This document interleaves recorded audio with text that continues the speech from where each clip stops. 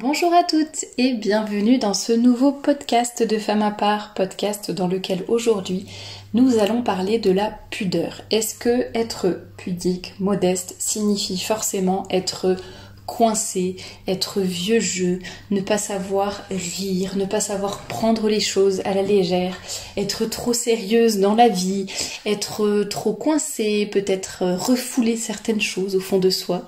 Bref, nous allons parler un petit peu de tous ces sujets-là. Je vais m'appuyer notamment de certaines discussions qui ont lieu sur le canal Telegram de Femme à part. Je vous en parlerai dans le podcast.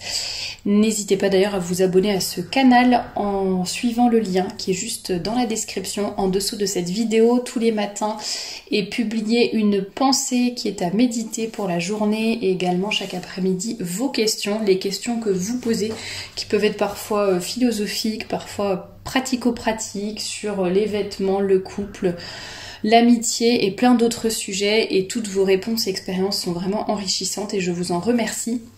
Donc si ce canal vous intéresse, n'hésitez pas à vous y abonner et à nous rejoindre là-bas. Nous sommes déjà plus de 1100 et quelques personnes. Donc n'hésitez pas à nous rejoindre. Mais aujourd'hui, nous allons parler donc de pudeur et de modestie. Oh, Thérèse nous parle encore de ça. Mais oui, mais c'est le sujet de la chaîne en même temps. Aïe aïe aïe. Bon, alors j'avais déjà abordé ce sujet un petit peu dans certains podcasts ou articles sur le blog, mais ça me tenait à cœur finalement d'en reparler. Comme je vous l'ai dit, c'est suite à un message qui avait été posté sur le canal. Alors je vais essayer de rester un petit peu vague quand même pour juste, même si ce sont des commentaires publics sur Telegram, mais je ne veux viser personne, c'est juste que c'est tant mieux parce qu'en fait ça donne un peu un prétexte, un exemple à ce que je vais vous dire. Donc il y avait une discussion sur un certain sujet qui n'avait aucun rapport d'ailleurs ni avec la modestie, ni avec la pudeur, ni quoi que ce soit. C'était par rapport au couple notamment, enfin de façon assez large. Et il y a une des personnes qui a apporté une réponse par rapport à la question de l'une d'entre vous. Et finalement, la réponse était juste, c'était un retour d'expérience, donc pas de problème. Mais c'était vraiment dit de façon très crue, très vulgaire, peut-être pas vulgaire, mais en tout cas vraiment familière et surtout crue. Alors je ne sais pas si vous allez comprendre ce que je veux dire, mais c'est-à-dire que ce soit dans le vocabulaire employé ou la réalité qui était décrite, waouh, on n'a pas forcément envie d'être confronté à ce genre de phrases, d'images ou autres, et en plus ça dépend des situations de chacun, j'allais dire de l'âge de chacun, de la situation personnelle, est-ce qu'on est marié, est-ce qu'on n'est pas marié, etc. Et donc ça m'a refait penser à ce sujet de la pudeur et de la pudeur qui s'exerce dans le vêtement, mais qui s'exerce également dans les conversations, les sujets dont on parle et la façon dont on en parle. Et quand j'ai repensé à toutes ces choses, je me suis dit, mais on en a discuté à part en fait du canal avec une amie, et avec la co-administratrice du canal, que je remercie pour son aide d'ailleurs, et on en parlait, et on se disait que ça serait un bon sujet de podcast, parce qu'on s'est dit, mais en même temps, si on dit quelque chose, il y a forcément les gens qui vont nous tomber dessus en disant ah c'est bon, faut pas être coincé, il faut c'est la réalité, faut dire les choses telles qu'elles sont, on n'est pas obligé de prendre toujours des détours dans notre façon de parler, etc.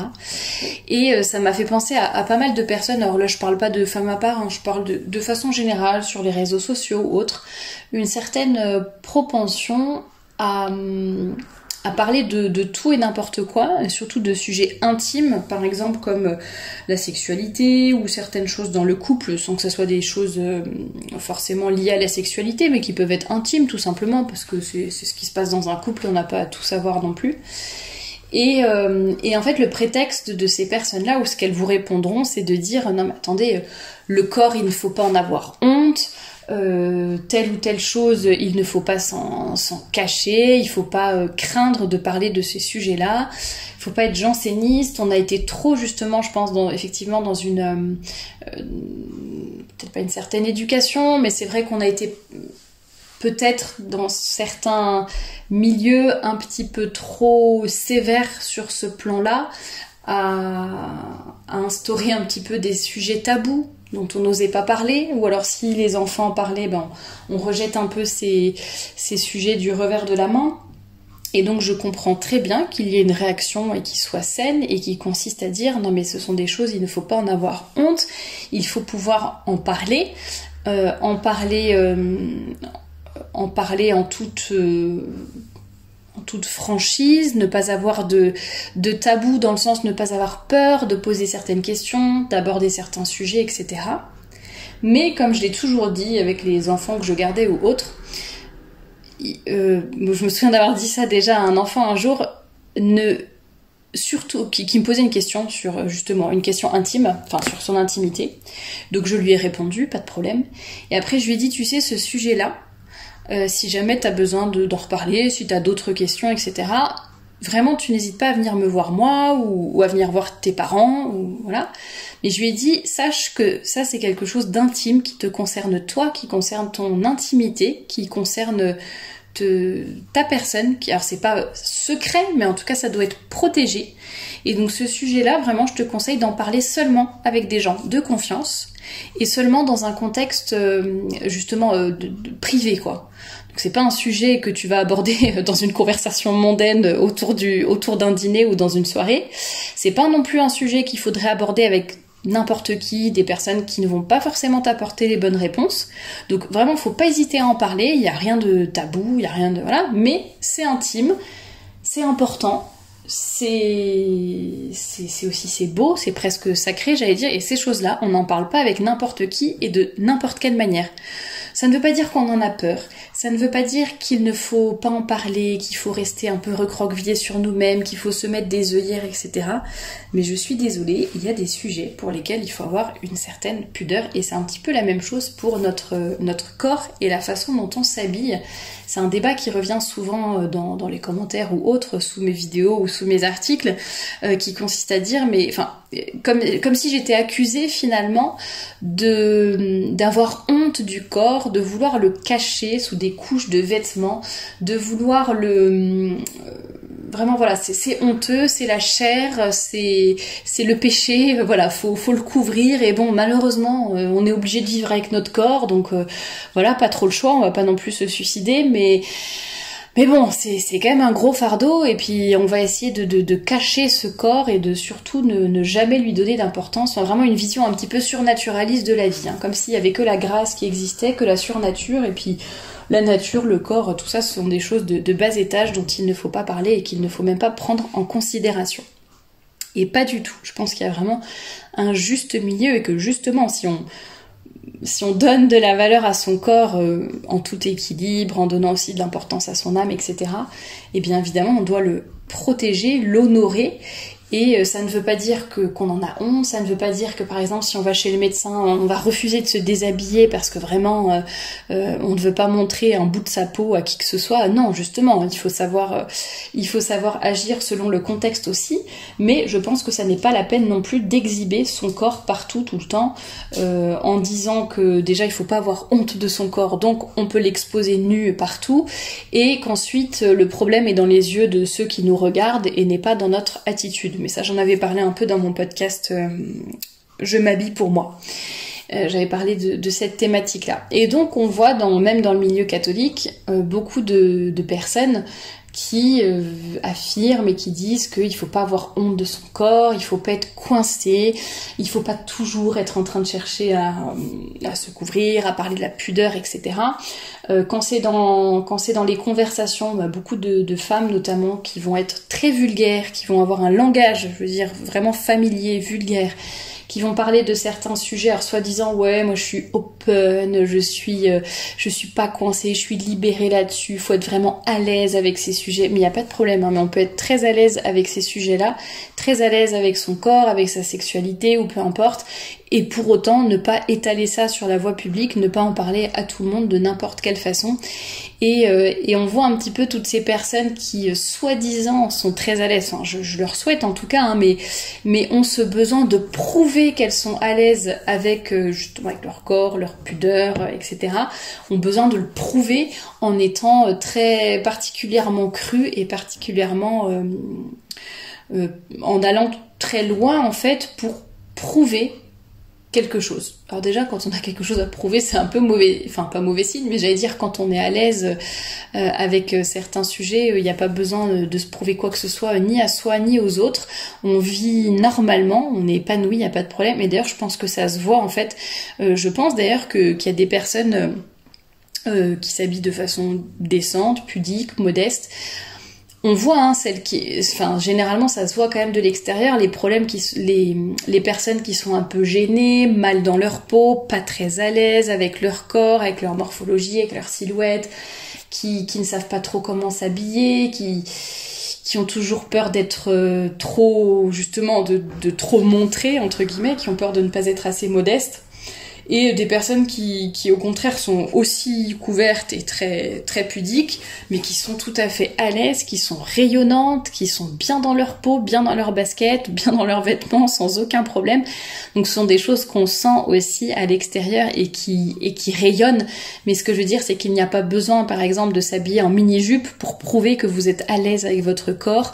C'est un peu ce qu'on voit à l'heure actuelle avec tout ce qui est cellulite, vergeture, etc. On pousse les femmes à se ou surpoids, on pousse les femmes à se déshabiller sur les réseaux sociaux et à faire des gros zooms sur entre guillemets les défauts de leur corps, si on peut appeler ça des défauts, et en tout cas toutes les parties qui ne sont pas extrêmement lisses, fines et je ne sais pas quoi, et on les pousse à se déshabiller comme ça et à s'exposer pour montrer qu'elles assument leur corps, qu'elles n'en ont rien à faire du regard des autres et que voilà.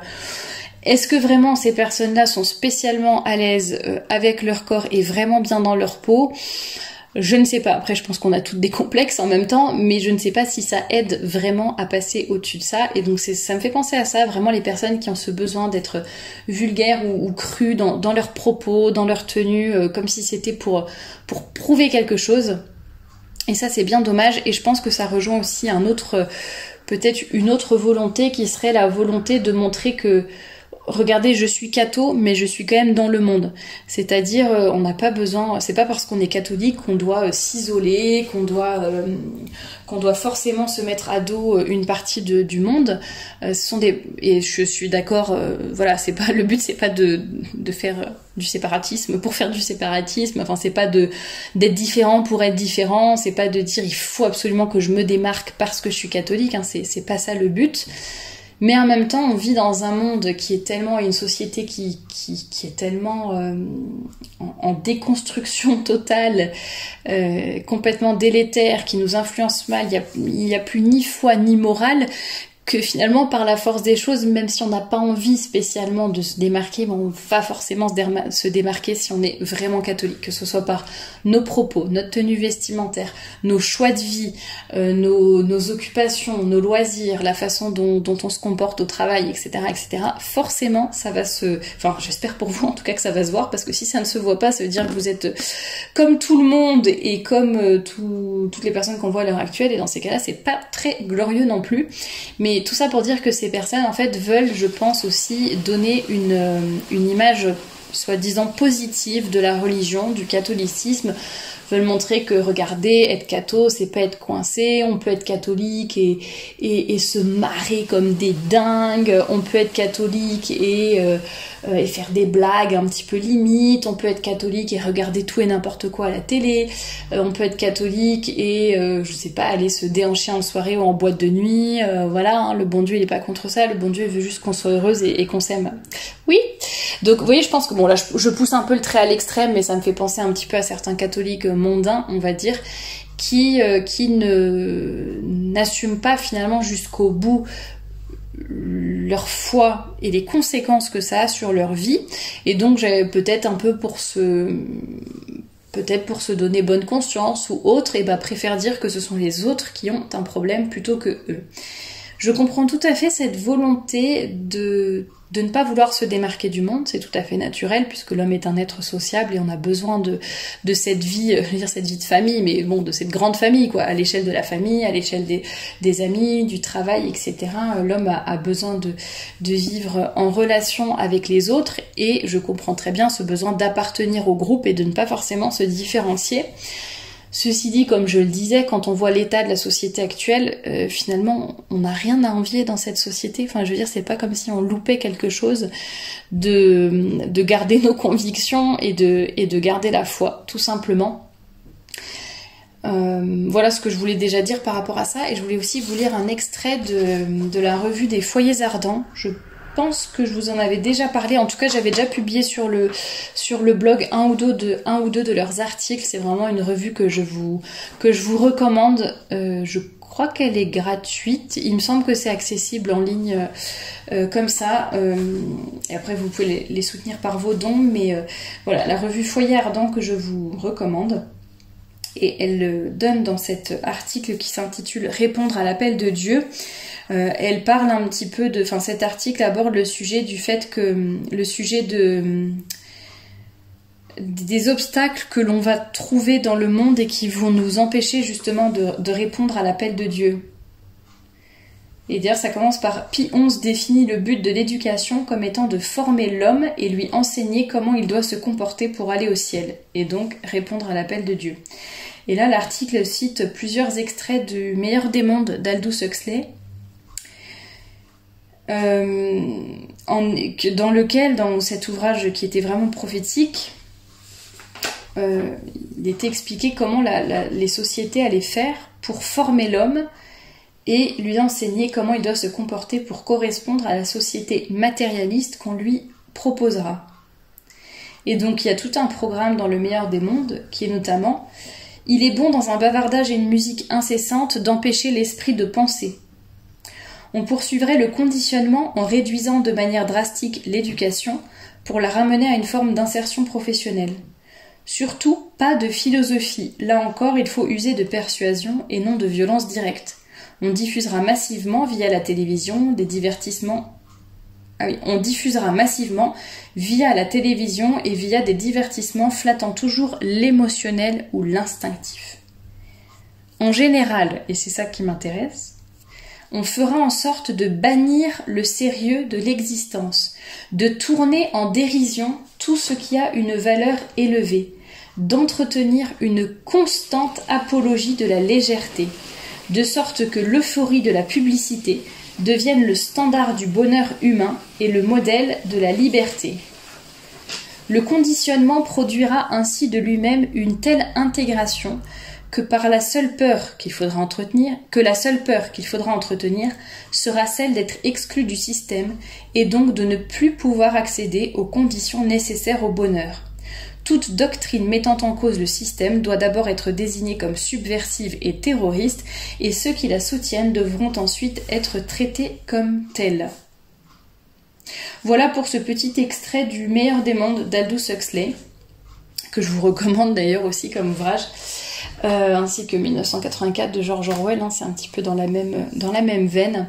Et vraiment, ce que je voulais souligner ici, c'était cette histoire de bannir le sérieux de l'existence, tout tourner en dérision, entretenir une constante apologie de la légèreté, et également le paragraphe suivant sur le fait de cette peur d'être exclu du système, et donc dès qu'il y a une doctrine un peu contraire à ce système, on essaye de l'éloigner, de la traiter comme terroriste pour ne pas avoir sinon ça représenterait un danger par rapport à la vraie liberté, aux réflexions, etc.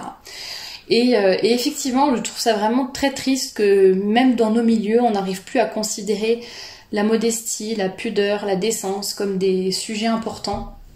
Vous êtes nombreux à m'envoyer vos témoignages un peu tristes, mais par rapport justement à certaines personnes de votre entourage qui ne veulent pas entendre l'importance de ces choses. Les catholiques qui veulent à tout prix être comme tout le monde. Et le but, c'est de ne pas sortir du moule. Et bon, je sais que vous avez bien les expériences personnelles, mais je crois que j'en avais déjà parlé dans le podcast où je racontais un petit peu mon parcours vestimentaire, mais je vous le mettrai, je vais me le noter, je vous mettrai le podcast en lien en barre d'infos si ça vous intéresse. Donc celui sur mon parcours vestimentaire où j'expliquais un petit peu tout mon cheminement. Et c'est vrai que quand j'étais plus jeune, alors je pense même pas que ce soit une question d'adolescence et de se dire je fais comme tout le monde, mais j'avais comme point d'honneur de me dire je ne veux pas que les gens puissent identifier que je suis catholique. Et pourquoi je me disais ça? Parce qu'en fait, à cette époque-là, j'avais une vision des cathos, tradis, tout ça. J'avais une vision d'eux qui était assez... dont je faisais partie, hein. Mais je me disais, il y en a beaucoup qui sont, justement, qui sont coincés, qui s'habillent pas bien, qui sont pas drôles, qui sont trop sévères, qui sont ceci, cela. Et je voulais montrer que, justement, on pouvait vraiment être catholique, pratiquant, sans être triste, sans être coincé, sans être un peu toujours à part, etc. Et voilà, c'était vraiment mon objectif, c'était surtout qu'on ne puisse pas dire « Ah bah tiens, elle, c'est une catho tradie ou autre ». Et c'est vrai que quand j'y repense, je me dis, voilà, heureusement que j'ai progressé sur ce sujet-là. Je pense que ça partait d'une bonne intention de ne pas vouloir justement, de ne pas vouloir avoir l'air triste, habillé dans un sac à patates. Et voilà, c'est un peu la vision que j'avais à cette époque-là de certaines personnes. Donc ça, je suis plutôt d'accord à l'époque actuelle de me dire, bah, évidemment, il faut aussi avoir l'élégance, la féminité qui va de pair avec la modestie et la décence. Mais d'un autre côté, c'est vrai que si on pousse ce curseur et ce raisonnement un peu trop loin, eh bien c'est là qu'en fait on perd de vue quel est notre objectif. Si le but de notre vie c'est de ne pas ressembler aux cathos, bon, sur certains plans je suis d'accord, hein, si par exemple on ne veut pas être un catholique hypocrite, si on ne veut pas être un catholique triste, si on ne veut pas être un catholique qui se laisse aller, qui est paresseux, ben, bien sûr, évidemment il ne faut pas ressembler à ces gens-là, mais voilà, ne cherchons pas à tout prix à nous fondre dans la masse. Soyons dans le monde sans être du monde, c'est-à-dire tout ce qu'on peut, toutes les traditions, les coutumes, les modes, etc. que l'on peut suivre, pourquoi pas, il n'y a pas de problème que ce soit vestimentaire ou culturel ou autre. Après, si c'est pour écouter de la musique qui n'est même pas de la musique, qui est du bruit, s'habiller comme une prostituée et avoir pour loisir de boire jusqu'à s'enivrer et vomir toute la nuit, bon, est-ce que c'est vraiment des modes qu'on doit suivre? Je pense que vous avez la réponse. Donc voilà. Et comme disait le père Calmel, le déshabillé des modes actuels est un déshonneur pour la femme, une tentation pour l'homme et offense gravement Dieu. Donc on peut en conclure que, au contraire, la décence et l'honneur de la femme, là c'est pas lui, hein, c'est moi qui inverse la citation du coup, que la décence et l'honneur de la femme, elle élève l'homme et elle glorifie Dieu. Et je pense que vraiment quand la modestie et la décence sont bien compris et surtout bien vécus, c'est-à-dire assumés et équilibrés avec aussi l'élégance, la féminité, etc., elles ne peuvent être que belles et gratifiantes pour la personne, je pense, parce que je pense qu'on se sent beaucoup plus en accord avec qui l'on est au fond de nous. On n'a pas cette espèce de schizophrénie de nous dire je suis catholique au fond de moi mais je montre autre chose. Essayons, parce que le but de ce podcast c'est pas du tout de critiquer certaines personnes, c'est plutôt nous de nous remettre en question. Est-ce qu'on n'a pas ce défaut, à moindre échelle ou à plus grande échelle, mais est-ce qu'on n'aurait pas nous-mêmes ce défaut justement de pécher parfois par respect humain, d'accorder un tout petit peu trop d'importance à ce que pourraient penser les autres, à faire des compromis sur certaines valeurs, sur certains choix, parce que on a un petit peu peur des réactions des autres, on a peur d'être mis à l'écart. Est-ce qu'on n'est pas nous-mêmes, est-ce qu'on n'accorde pas justement plus d'importance à l'apparence qu'à ce qu'on est vraiment au fond de nous et au fond de notre âme et qu'on cherche à avoir une belle âme? Ne soyons pas hypocrites justement, ayons une cohérence entre l'intérieur et l'extérieur. Et n'ayons pas peur, tout simplement. N'ayons pas peur d'être nous-mêmes, d'être filles de Dieu, de le mettre en application dans tous les domaines de notre vie, et nous remettre en question, justement, comme je le disais, sur ne pas toujours regarder chez les autres ce qui se passe, mais regarder pour nous aussi, parce que parfois, nous aussi, nous ne savons pas vraiment prendre nos responsabilités, assumer le fait que nous soyons catholiques, prendre nos décisions en conséquence tout simplement, et c'est vrai que parfois c'est pas facile. Ne pas non plus tomber dans l'extrême inverse de se dire je veux être différente à tout prix, je veux me différencier à tout prix, je veux sortir du lot et voilà devant les autres, ça n'est pas non plus le but. Mais vraiment, essayons de toujours vouloir plaire à Dieu, hein. Ça doit être, j'allais dire, notre dernier but, l'objectif le plus, à la fois le premier et le dernier, quoi, de notre vie, afin de tout simplement rendre gloire à Dieu, élever les hommes, hein, comme le dit le Père Calmel, et suivre notre vocation, finalement, vers le vrai, le beau et le bien. La vertu plaît toujours à Dieu. Est-ce qu'on veut plaire davantage à Dieu ou davantage aux hommes? Ça, je vous laisse méditer là-dessus.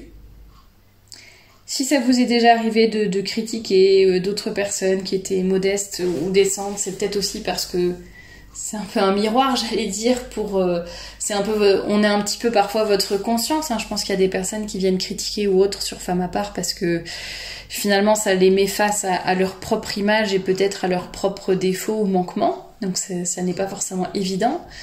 Moi-même, quand on me faisait certaines remarques ou sur mes vêtements, j'avoue que c'est un petit peu difficile parce que bon, déjà de toute façon, moi, je pense que je suis susceptible, je pense que beaucoup de femmes le sont, en plus sur le sujet du vêtement, de l'apparence, voilà, encore plus, en tout cas pour ma part. Et c'est vrai que au-delà de cette susceptibilité, il y a aussi la remise en question, quoi.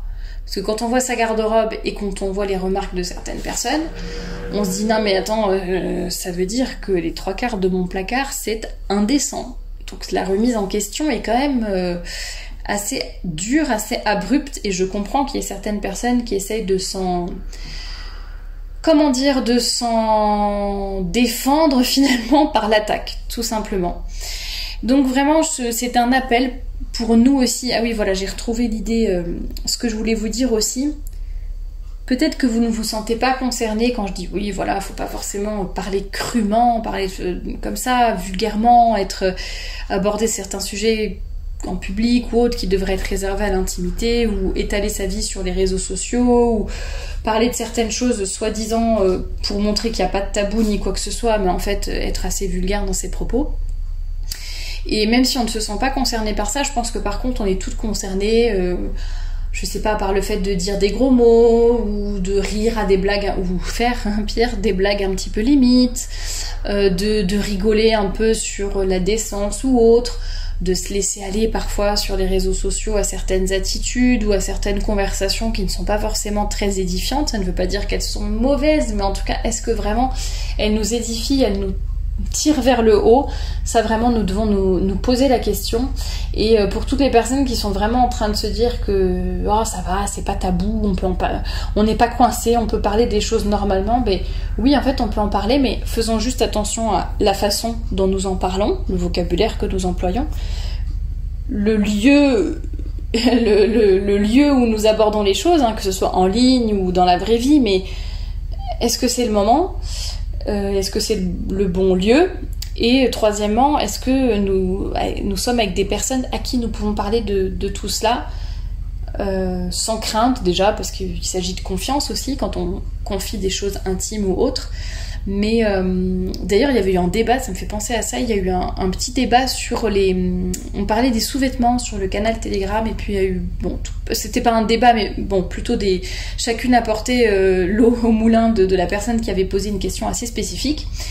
Et tout le monde était plutôt constructif d'ailleurs, mais il y a un moment, une personne a dit justement qu'en gros c'était sûrement la personne qui posait la question qui avait un problème, quoi, pour aborder les choses de cette façon-là, voilà. Et moi, dans ma réponse, j'ai expliqué que le problème ne venait pas forcément de nous, et que tout dépend aussi du contexte. Donc par exemple, le fait de se changer devant quelqu'un ou autre, bon bah devant je sais pas, par exemple si vous vous changez devant, après ça dépend de vos relations familiales, mais je sais pas, devant votre sœur jumelle, votre maman ou autre, vous vous changez par exemple pour vous mettre en pyjama, bon voilà, vous n'allez pas être, en principe vous n'allez pas être gêné, vous allez le faire, et puis voilà. Est-ce que ça veut dire qu'il faut forcément, parce que vous n'avez pas honte de votre corps et je ne sais pas quoi, et qu'il faut pas être coincé, que vous allez faire la même chose devant vos frères par exemple, ou devant votre père? Ça déjà, c'est différent. Certes, on est en famille, mais ce sont des hommes.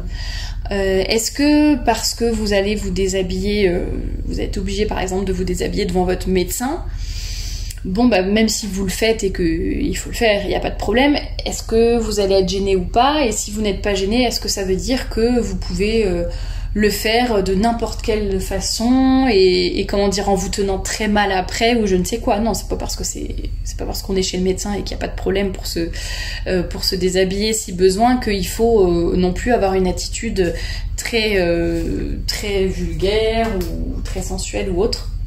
Donc faisons attention à toutes ces choses-là, essayons de remettre les choses dans leur contexte, d'y réfléchir et de se dire qu'on n'a pas tout le même curseur non plus par rapport à la pudeur, à la décence. Je l'ai déjà dit, la décence c'est vraiment objectif, la pudeur ça va être un sentiment personnel, donc il y en a qui vont se sentir très bien en mini-jupe et très pudiques, et il y en a qui déjà en jupe qui arrive aux genoux vont se sentir un peu limite et pas très à l'aise parce que ça se remonte à chaque pas, parce que dès qu'on se baisse, etc., on voit tout. Bon. Donc ça dépend un petit peu du curseur de chacune, mais tout ça pour dire, essayons de nous mettre les unes à la place des autres et essayons surtout d'avoir vraiment un grand respect pour l'intimité, pour notre corps, pour toutes ces choses-là, que ce soit physiquement ou que ce soit dans nos conversations, dans nos attitudes, sur les réseaux, quand on est en public, quand on est en privé, etc. Apprenons à avoir un grand respect pour tous ces sujets-là. Et ça ne veut pas dire qu'on est coincé, qu'on n'ose pas dire les choses ni quoi que ce soit, mais c'est tout simplement mettre les choses dans l'ordre et leur accorder l'importance que l'on doit leur accorder tout simplement, et toute la protection, l'enveloppe qui va faire qu'on ne va pas abîmer toutes ces choses-là. Et ça ne veut pas dire qu'on est coincé, ça ne veut pas dire qu'on veut cacher notre corps, ça ne veut pas dire qu'il y a des sujets tabous. Mais voilà, je pense qu'on ne peut pas parler de tous les sujets de la même façon et avec la même légèreté. Repensez à ces phrases-là du meilleur des mondes, hein, sur bannir le sérieux de l'existence, tourner en dérision tout ce qui a une valeur élevée, entretenir une constante apologie de la légèreté. Je vous laisse vraiment méditer sur ces choses-là, y repenser par rapport d'ailleurs même à d'autres domaines que celui de la modestie, de la décence, de la pudeur. Mais je vous invite vraiment à y réfléchir, à y penser et tout simplement à essayer de voir peut-être, vous comme moi, je m'inclus évidemment dedans, que nous essayons toutes de voir ce que nous pouvons peut-être améliorer dans notre vie pour montrer plus de respect envers ces choses-là et envers tous ces sujets, toutes ces choses, et apprenons aussi peut-être par notre exemple à montrer que, enfin même si on n'a rien à prouver évidemment, mais voilà, toutes ces personnes qui pensent que l'on est coincé, etc., apprenons à être des femmes épanouies, joyeuses, qui font les choses vraiment de façon volontaire, qui sont libres de leur choix, mais qui savent qu'elles sont sur la route du vrai, du beau, du bon. Et c'est comme ça aussi qu'on pourra faire de l'apostolat par notre exemple et en montrant que tout est possible. Je suis retombée récemment sur un commentaire d'une femme qui me disait qu'elle avait atterri sur mon blog suite à un post dans un groupe privé sur Facebook. Je sais qu'il y en a beaucoup, et sachez que sur Facebook rien n'est privé, pour info. Celles qui sont en train de parler dans mon dos, en général tout revient à mes oreilles.